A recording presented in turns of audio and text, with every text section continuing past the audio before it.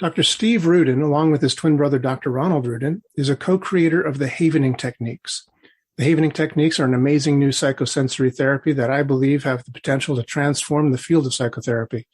I'll ask him about that and how this all fits in with coaching on today's episode of the Essential Coaching Skills Podcast. You are listening to the Essential Coaching Skills Podcast, a show devoted to uncovering the systems and the secrets that set the best apart, where you learn how to take your coaching clients to the next level, while you grow the coaching practice of your dreams. So sit back and relax, or sit up and get excited. Either way, you might want to pay attention. This could be important. Welcome, Steve Ruden, to the Essential Coaching Skills Podcast. I'm thrilled to have you here.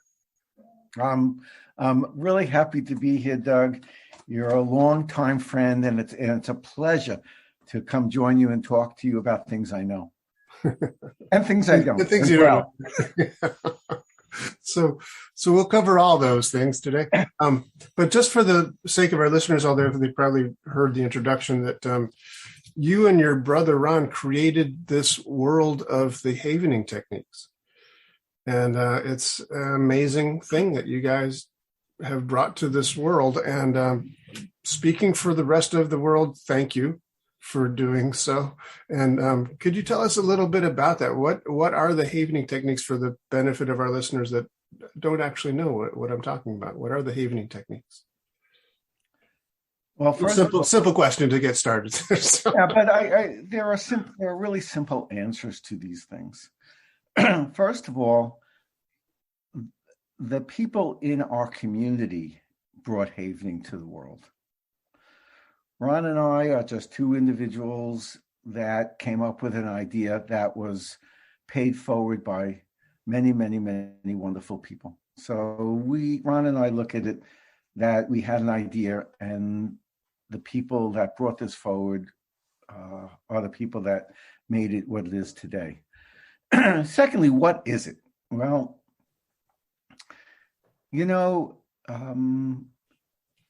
the world of health and how we view health has gone through many iterations.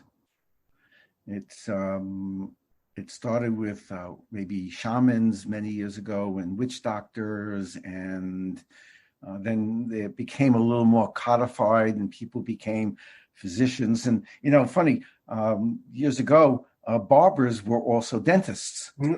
So barbers were dentists? Barbers were also acted as dentists. I did not know that. I knew they were surgeons that could cut things out because they were dental surgeons. They were dental surgeons. Their job was to get people comfortable and then remove their teeth, because they didn't have any restorative procedures. They only had surgical things available. Wow. So, and then we came into around the early 1900s, and pharmaceuticals became available. First one was probably aspirin, put out by the Bayer company out in Germany.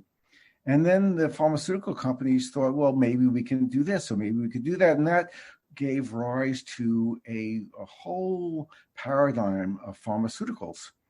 And then we became really good because we developed beautiful diagnostic tools to understand things and be able to do surgical interventions. And then came the advent of antibiotics. And as we see now, we're moving into the world of psychoneuroimmunology and using our DNA. And so we see that medicine in many ways over time has evolved using the tools that we have available and the ideas that we have available to keep people healthy. Well, they've done a really great job, but we are in a different place now, which is really interesting. We've been able to, in most of modern medicine, be able to corral the diseases of infection through the use of antibiotics. we've been able to even get into places where we can reduce other problems that are presented. The concern that we looked at, or the idea we looked at in havening, is that we do not make diagnoses. Therefore, we do not treat symptoms. And the medical establishment, as a general rule, treats symptoms. Mm-hmm. Now, if we understand that a symptom is an expression of an underlying biological stressor, and we treat just the symptom, the biological stressor is still present, but it may express itself in other manner if we get rid of the symptoms, and those other manners are called side effects. So we are, I believe, coming to a point in time when the presentations of our well-being are different than what they were before.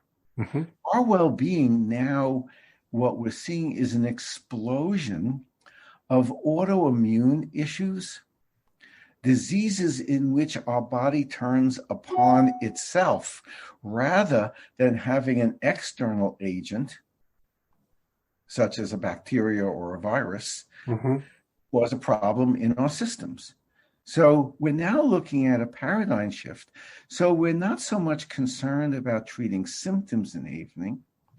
We're concerned in the sense to restore the capacity of our systems to return itself to health, to restore homeostasis. So from a conceptual standpoint, havening as an idea is taking our systems, which we believe now is the thing that's causing symptoms, and go to the root cause of the problem, and by solving what the root cause of the problem is, reduce the presentations that we are seeing. So we're just in a different time in terms of how we view health and how we are going to look at active well-being. Cool. So what havening has done, and this is really quite remarkable, and what it is what we've uncovered is the ability to actually target specific neurons in a specific part of the brain to turn off the system from recognizing something as a threat. So if you were, for example, ever bitten by a dog, yep. and you walk in the street, you may walk around feeling, oh my God, there's a dog, I may get bitten. All right. But what would it be like if we were able to then go into your mind and pluck out that little neuron that says, it's not necessary to have a stress response any longer because that dog is not a particular threat to you. Right. Let me just stop you, Steve. Because I think you actually made a mistake just now, and I can't let that go past. Because you're editing this. What we do actually in havening is even to me more interesting is we go into the brain, not just the mind, but to the brain. So it's not metaphorical. We're not going into a thought that's stored someplace. We're actually going to a specific neuron. Yes. Havening in the brain. We're, in a lot of times in NLP, hypnosis, whatever, we've used the, analogy of rewiring the brain, but we're not really. We're thinking differently. We're putting the pictures over there. We're making this picture smaller or dimmer, moving away. We think differently. But in havening, you actually do rewire, and rewire is not true, but you change the brain itself. It is, as you guys have called it, applied neuroscience. How did you, a dentist, get to do this? How did this come to pass? Well, because you are a dentist, right? You're not a barber. I was. I am. I was not a barber. But understand that being an identical twin, we have very interesting relationship. Uh-huh. So we've done many projects in the past. So, for example, in the early 1980s, my brother and I opened up the first medical practice that only treated people using nutritional modalities. Oh, I didn't know that. 1981. Really? 1980, yep. And so my brother and I do projects over the years. And one day my brother says, well, it's funny. I was able to cure a phobia by tapping someone on the head. And I said, really? With all the I said, go tap yourself on the head. Go tap yourself on the head. And he said, no, I didn't. Actually, I got rid of a few other phobias of people in my office. And he said to me, I wonder what's causing this. And I knew at that moment we had another project on board. Mm. And, anytime you have a project that you know nothing about, you have to do reading and you have to do research and you have to immerse yourself into it. So that's what occurred for about 12 to 15 years when we began to read literature or try to understand. When we went to look at the literature, of course, there was none on how this actually works, description. But over the years from 2003, when we started looking at it, to about till today, where the neuroscience knowledge has become more and more sophisticated, so we can tease out those things that are relevant to our model in peer-reviewed literature to say, okay, here's how it works. So over the years, we now know how it works. But what happened was it was just the curious question of, gee, I wonder how this works. That's very, very cool. That's a great story. I've heard Ron tell it, kind of the origin story from his perspective. That's the first time I've heard it from yours. And I'm also really curious about this because I think it's important to note that I'm not making this up when I say we pinpoint the precise neuron. It is really amazingly targeted. The havening techniques is remarkably targeted, that you go to that specific neuron in the brain and you remove those AMPA receptors that cause the fight or flight response thing to be taking place, the trauma or the phobia, whatever it might be. How does that work exactly, Steve? How do you be so precise with a particular response like that?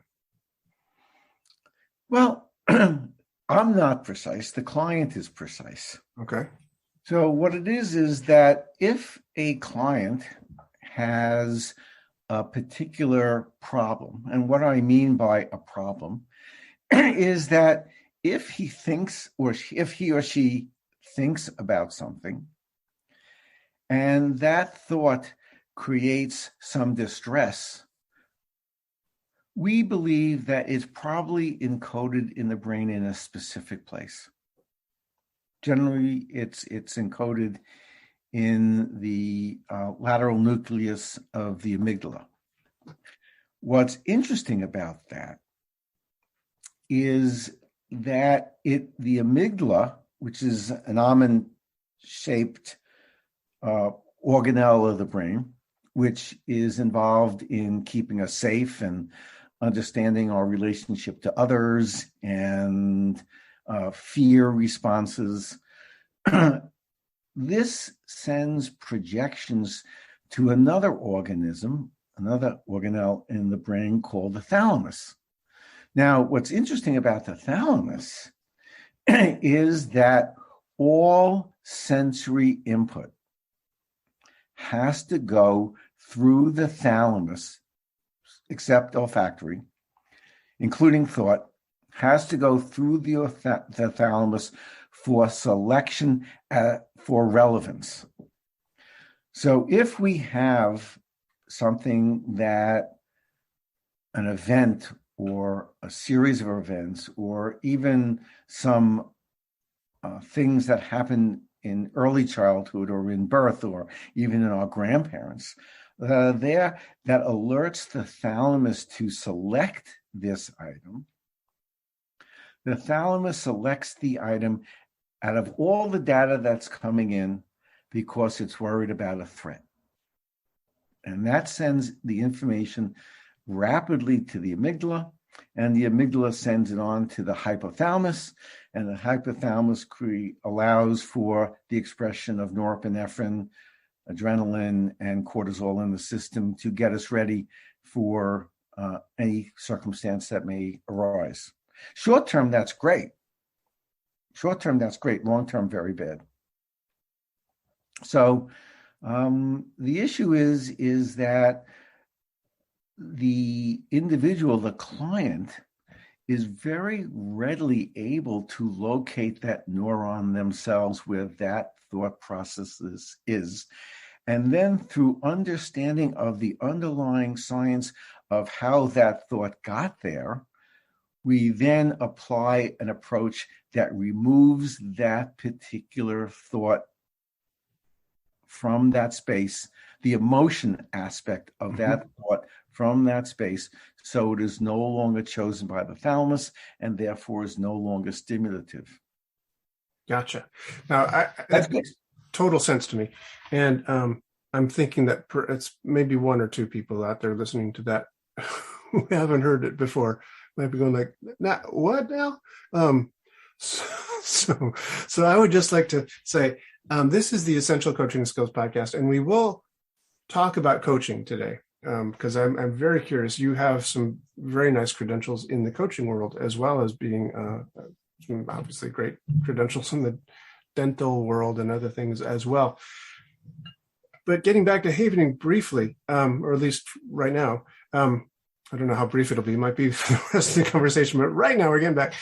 The way that we get that particular neuron pinpointed is that we say, so tell us what's the problem. And the client brings it up to the surface of their awareness. They think about this thing. And sometimes if it's a, very traumatic experience or very, active present one, it can take seconds for them to be, fully activated. And we ask for them to rate that on a scale of 0 to 10, the SUDS scale, the subjective unit of distress scale. And once it's activated, if they're feeling the fear, if they're feeling that thing, that's how we know that neuron is activated. Those AMP receptors are potentiated on the surface, and they're causing the hypothalamus to send those signals out there, and getting the fight or flight response, or getting the palpitating heart rate, et cetera, et cetera. So very simply, that's how we pinpoint exactly where to do work. So how then does havening work, Steve Ruden? How do you go from activating that particular neuron to stroking your arms or stroking the face or whatever? And what the heck does that have to do with anything, in your brain? How is this havening touch, stroking the arms from the shoulders down to the elbows, the stroking of the face, because it stimulates whatever it does? How does that work? Well, that's a great question. And I'll try to give a really simple analogy. So I mentioned before or earlier that we went and are still involved in the world of pharmaceuticals, the ingestion of an extrinsic drug that alters our functioning. Havening works by the introduction of something called electroceuticals. Now, an electroceutical is an electric wave which is generated by our own bodies. And under the right circumstances, it can actually remove the underlying motion from that memory. So, in a little bit more detail, is the electroceutical that is the change agent is called a delta wave. And that's approximately 0.4 to 1.8 hertz.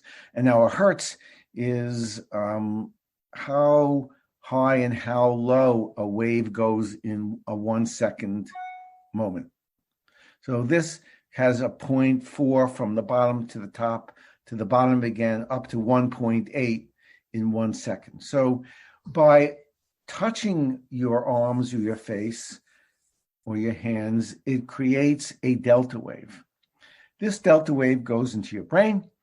And if at the moment that you are imagining something that happened, it causes some changes in the brain that removes the cue from that part of the brain that stimulates a stress response.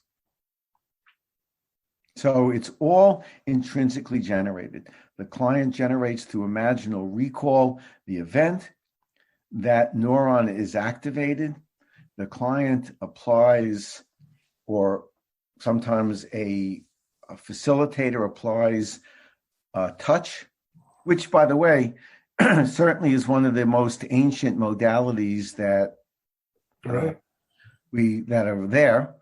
And it just lost its place in the pantheon of therapies because we had drugs and other things. But it needs to be placed back into an important part of the therapeutic regimens. Yeah. No, that has always been one of the things that attracted me to havening, is it just seems so organic.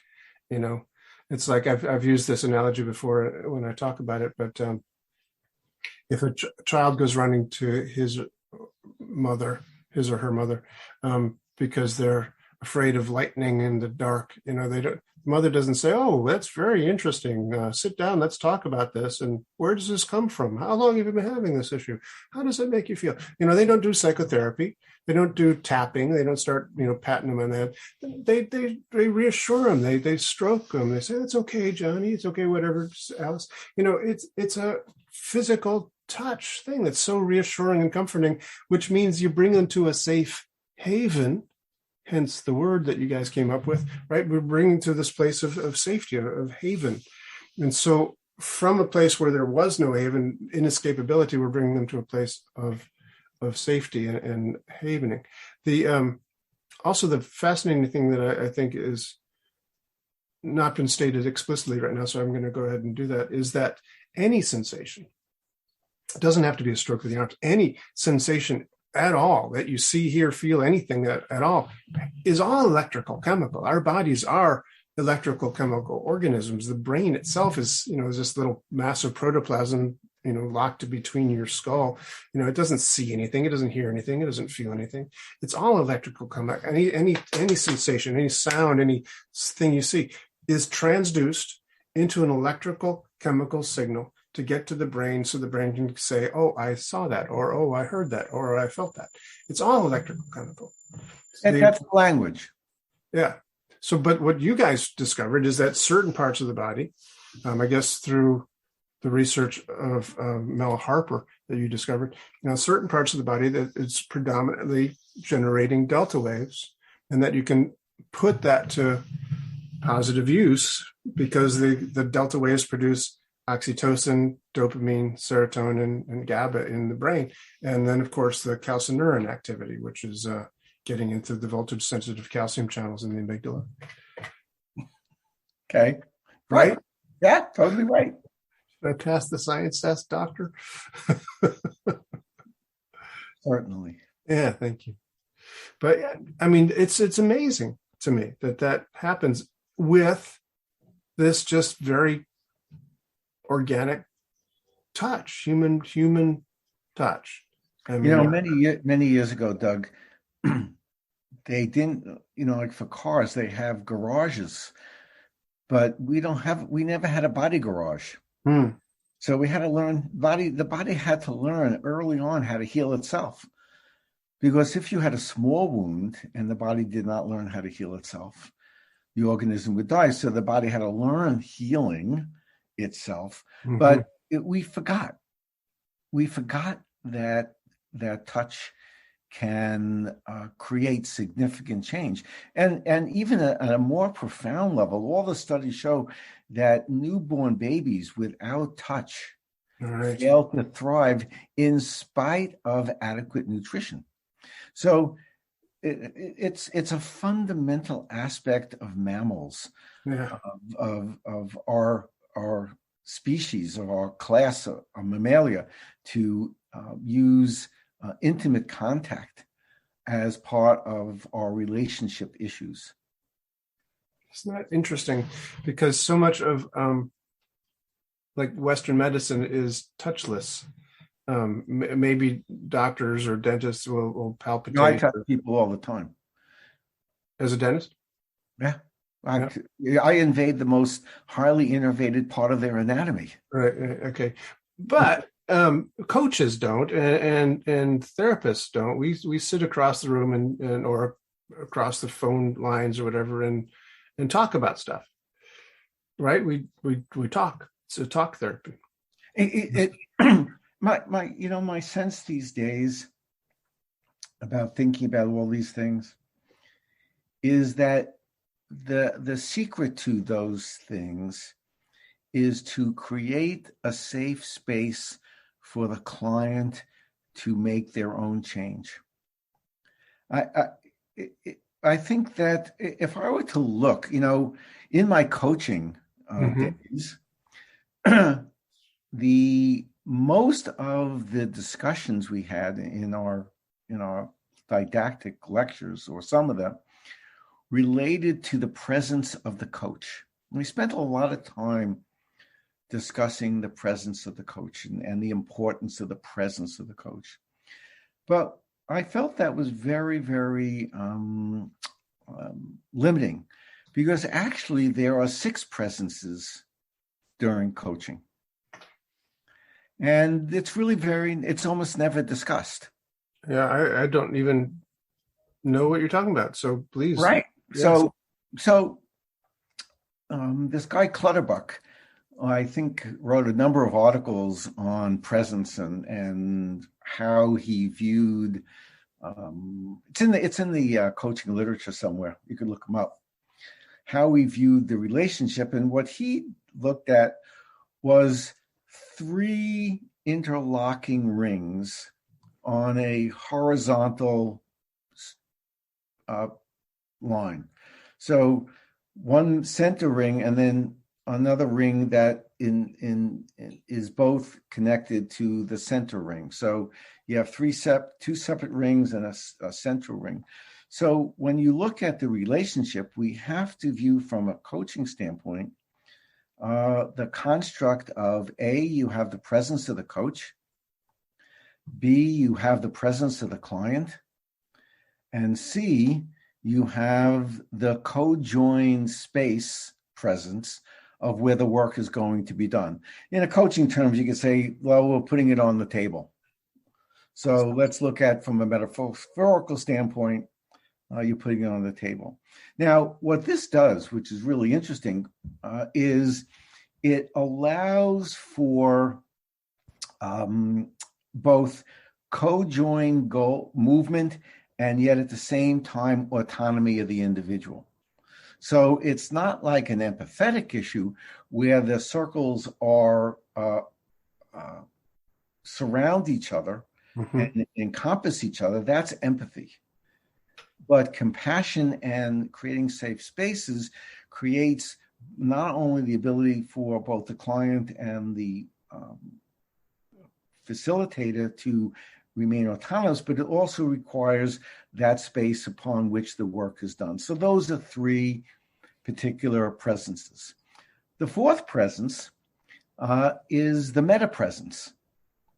That means that during sessions, and we could talk about this in terms of constructs of listening and what does that mean, and how do you listen, and how many, and understanding that all your senses are engaged in the process of listening. It's not just an auditory experience. So you have visual, you have kinesthetic, you have all those are involved. But part of the process in terms of a session involves the facilitator to almost float above the moment and observe the client in that way so they could better respond. So we have now the facilitator, we have the client, we have the co-joined space upon which the work is done, and we have the meta position that allows the facilitator to help guide the session.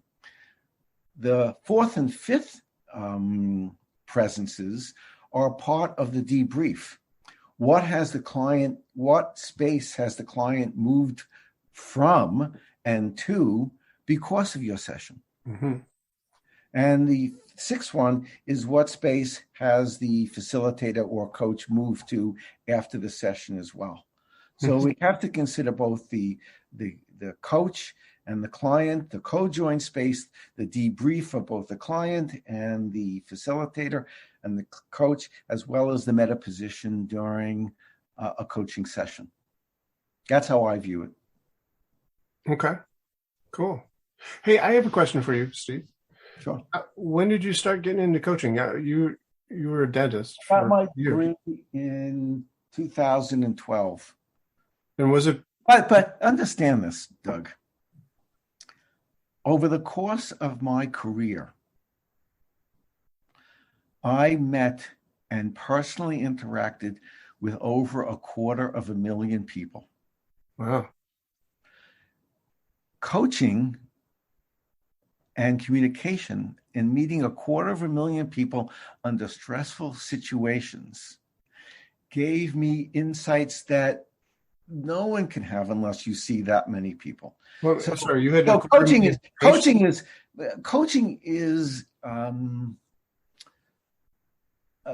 a paradigm that is derived from fundamental psychotherapeutics, listening, a whole wide variety of skill sets that come in to help people develop. And I would coach my patients all the time to have them choose a preferred future in regards to their health. So I was their dental health coach, but it was in a highly specific area. But the principles were all the same. Yeah. Education, understanding, knowledge, insights, safe places, development of plans, all those things were all the same. And I did this over the course of 50 years, more than 250,000 times. So coaching and being a doc are the same. Wow. So you had 250,000 patients over 50 years? Wow. Now imagine my experience. And not only that, I had wonderful mentors that helped me understand the space. Wow. It's a unique experience. So what made you think you needed to go get a coaching degree then? Well, because because we were beginning to evolve havening, I couldn't use my dental degree as part and parcel of my outreach to the world. So I decided I was going to get a coaching degree. Wow. And you went to NYU for that? Yep.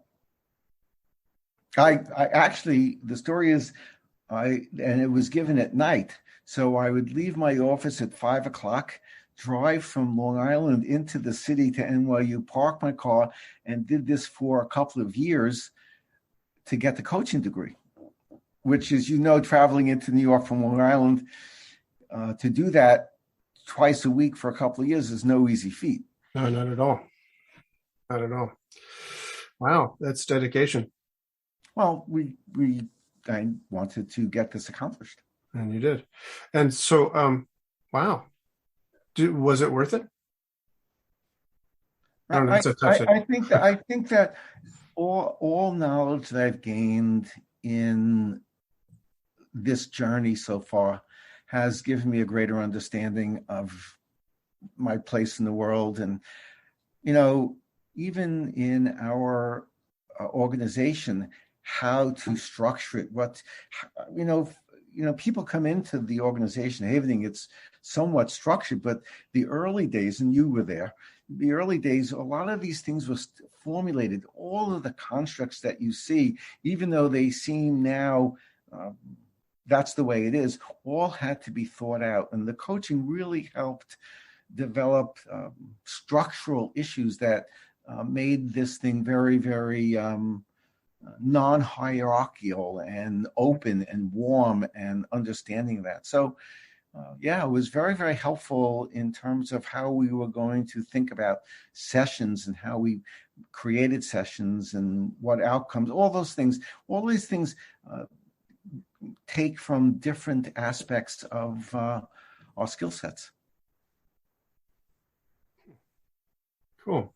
What would you say? I'm just curious, of the things that you learned at coaching, because this is called the Essential Coaching Skills Podcast, and the subtitle for this podcast are the systems and the secrets that set the best apart. Something like that.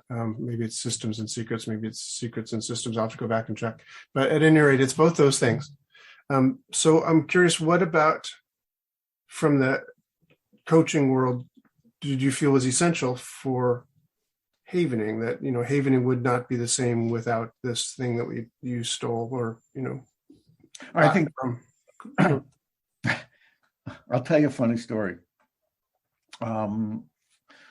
After I finished my coaching degree, while I was getting my ACC, I finished my coaching degree from NYU, and then I wanted to have some continuing education. So I contacted the International Coaching Federation, and I decided I was going to become an ACC, which is an associate coach in their orbit. Uh-huh. So I look in, and I have to get a mentor as part and parcel of it. So I open up coaches in New York, ICF coaches in New York, and I take my pen and I put my pin in one person. Her name is Lori Lawson. And Lori Lawson, little did I know at that time, was president of the New York chapter of the ICF. And I get on the phone with Lori and I say, Lori, this is going to really sound weird. This is the first time we're ever talking. However, I'm going to tell you, I'm going to change coaching in the world. And Lori says, who is this? What do you want? What are you calling me for? Right. What are you calling me? And I said, no, seriously, we're going to change this. And we became friends. I've been on her TV show, Point of View, I think it's called, and a number of times talking about it. But it was really a matter that I felt that coaching could use another tool other than just talking. Mm-hmm. And that in my experience with coaching, I found that what held people back was not the construct of what to do, but the thing that kept them stuck was the thing that really was the most challenging thing that I found. Why? We agree. You're going to do X, Y, Z, and we have a time frame, and you're going to report back to me that you did this. And maybe it was just because I was a beating coach or whatever the case may be, but the client would come back and sometimes they wouldn't do it. And I would say, well, I thought we agreed. And I trying to use a cognitive approach to overcome a biologic problem, I found to be very arduous to continually go back to the same spots to try to get the person to take the step when biologically whatever held them back, I'm not worthy, I'm fear of success, I'm fear of failure, all those things were really biologically driven, not cognitively driven. So we started applying biology to the coaching world, and the results really worked out phenomenally well. So you started adding biology by adding havening. Yes. Interesting. Could you give me an example of that? Well, I mean, an example was I was at a conference and we were doing demos. So the person says, "Come." I said, "Anyone feel they have something they want to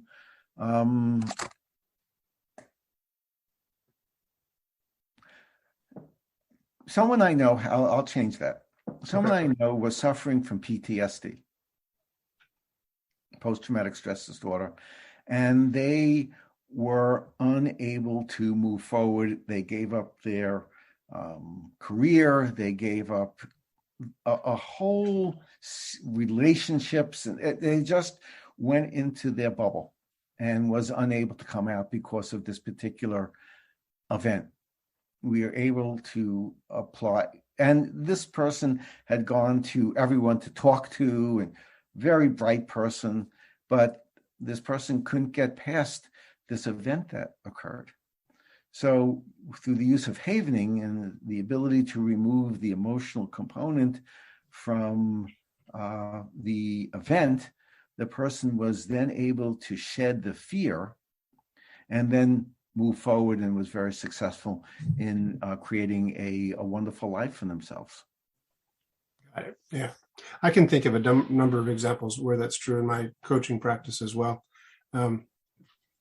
It's curious. I've been doing NLP for a long time. I first learned it back in 1985, so it's been a few years.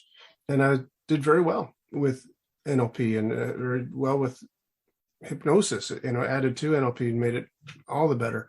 And have perhaps not 250,000, but a heck of a lot of patients that I've worked with over the years, or clients that I've worked with over the years, especially if you consider the groups that I did. I used to travel doing group hypnosis for smoking cessation and weight loss. So I've done a lot of hypnosis sessions over the years. And yet, when I learned havening in 2013 from you and your brother, I I do havening with probably 90%, I don't know, maybe 80, 90, whatever. But most of my people that I work with from time to time, we will do havening at least once. I don't know. But even in my coaching practice, even when I'm just talking to people on the phone or talking to people over the Zoom, it's rare. It's rare that at some point or another, we don't do havening. Almost always we do. Today, I was on a coaching call just before this podcast started with a client of mine, and we were talking about a certain thing. She said, "Well, maybe I should do some havening now." I said, "Yeah, let's do that." So it works, and it really does. It changes not just the neurochemistry that's happening in the brain at the moment, because you can downregulate your system real quickly with a nice dose of dopamine and serotonin and the GABA and the oxytocin. It feels real nice, and you feel much calmer, much quicker than you would under any other circumstances. But it leads to another way of thinking, opens other possibilities. Suddenly things are possible. Yeah. And you have a lovely term that you call neostasis. Yeah, that's neostasis is we all are in neostasis now, which means new state, because we're all impacted by the virus. So we've adapted a little bit now. We adapted that to the unseen predator, and now we're recalling those early dates in New York, and we're feeling a little stressed again. So a neostasis is constructually a place that we are unable to return to homeostasis. And that becomes our new homeostasis. That becomes our new set point for our systems. And over time, this neostasis creates significant underlying problems. We call those things dis-ease. Mm-hmm. Okay. So neostasis is not something to strive for. It's not a good thing. No. Well, you can create, everything has its positive and negative. So you can hold both positive and negative thoughts at the same time. So a single mother working 2 jobs can hold the distress of the fact that she's working so hard to support her child, and yet also have the eustress, the positive stress of that she is providing for her child and doing the right thing and caring for her by doing this work. So you can hold both of those, and the same thing about neostasis. You can create neostases that are also very positive, that are also very forward-looking for the individual. Yes, but basically stasis means state, so it's a state. So homeostasis means it remains within a line. A neostasis is a new state, whether it be negative or positive, and an allostasis is the change place. We're moving on to the understanding that the construct is allostasis. How much energy is the body required to maintain homeostasis. Got it. And that's called allostasis or allostatic load. And the Uh-huh. greater the allostatic load, the greater the energy requirements of the body to maintain homeostasis, such as if you were to jump into a cold water, the cold water is an allostatic load to maintain your core temperature. So your body would go through different things, shut off peripheral circulation, try to keep internal core temperature high. So that's an allostatic load on a biologic basis. But you can have an allostatic load on an emotional basis as well. Right. Interesting. That's really good. And so then, how does havening, how does having this ability to downregulate the system, change things, how does it affect resilience? Well, first of all, we have to define what resilience is. Okay.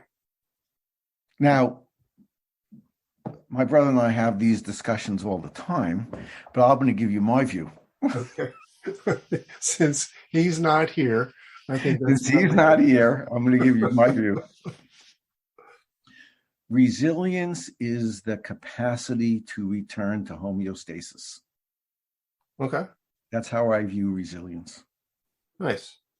So, and the reason for that is that it reduces the demand for energy in the brain and the rest of the system. So if you're reducing demand, you're allowing the organism to come to homeostasis or to a very efficient way of working. So resilience is the capacity to have, and that's how we learn, by the way. We learn by sticking our neck out a little bit, seeing what's going on, and then able to find a path back to our homeostasis.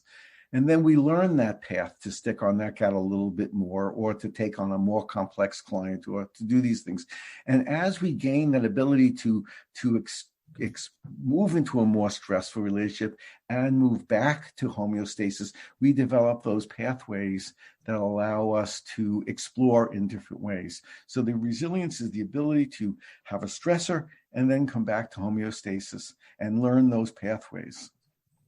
My brother will say, I'll just give you his point of view, resilience is an at the moment issue where you're able to withstand a stressor. I think it's and they both right. My view is that it's the capacity to return to homeostasis. Yeah, since he's not here and he probably will never listen to this, I'd say you're right. He's not right. I totally agree with you, Steve Ruden. Okay. Absolutely, you are the right brother. Well, it's very funny you said that, because in my first lecture I gave, I said that Ron and I feel like the Wright brothers. Two guys in Ohio making an airplane in which governments at that time were spending hundreds of millions of dollars to figure out flight, and these two brothers figured it out.